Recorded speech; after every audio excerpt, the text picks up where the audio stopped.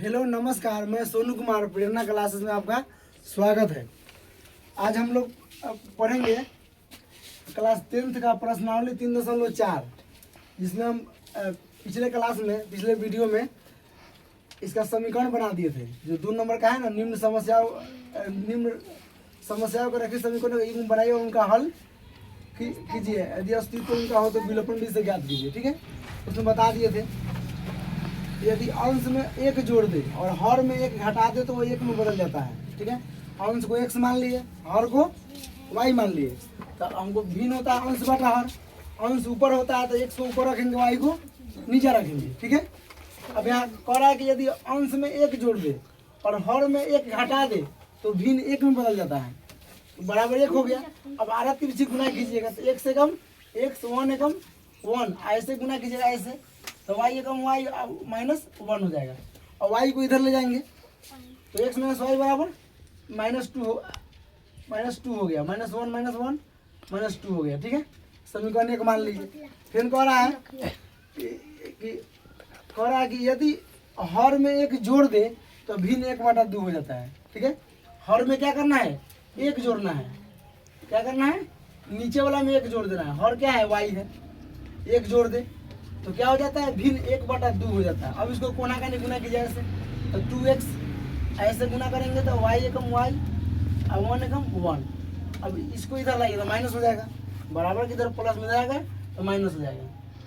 ठीक है, चलिए, और समीकरण 2 हो गया। आप समीकरण 1 और 2 को विलोपन विधि से आप हल कर सकते हैं। कैसे बताए थे कि x यहाँ 2 है, यहाँ पे x है। चलो, यहाँ दोनों चिन्ह बराबर है, दोनों का चिन्ह बराबर, तो हमको क्या करना होगा, घटाएंगे तब कटेगा। ठीक है, तो क्या करेंगे, यहाँ पे माइनस y है, यहाँ पे माइनस y है, इसमें हमको गुना नहीं करना पड़ेगा।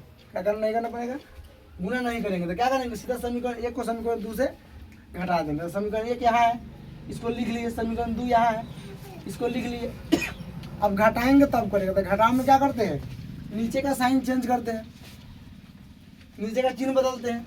आपको यहाँ पर प्लस है तो माइनस हो गया, माइनस है तो प्लस हो गया। यहाँ पर कुछ भी नहीं है तो प्लस है तो माइनस हो गया। अब देखिए, 1 y में से 1 y खत्म। अब 2 को x में से 1 x घटा सीधा x हो जाएगा, -x होगा। देखिए यहाँ पे क्या होगा, -x होगा। यहाँ पर क्या होगा, -3 होगा, -2 का -1, -3 माइनस कैंसिल, तो x बराबर 3 आ गया। अब x का मान जो 3 आया है, आप 1 में या 2 में किसी में रख सकते हो, उसका मान आपको निकल जाएगा।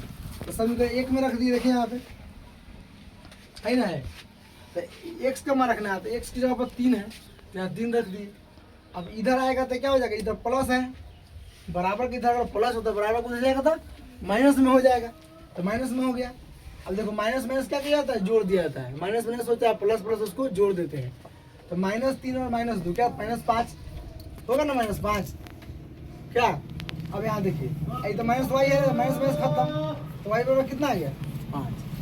अब आप इसका मतलब x y का मान आया, हम यहाँ लेकर भिन्न में रख देंगे। भिन्न में क्या है, x बटे y है, x का मान 3 आया है और y का मान 5 आया, तो इसका आंसर क्या हो गया, 3/5।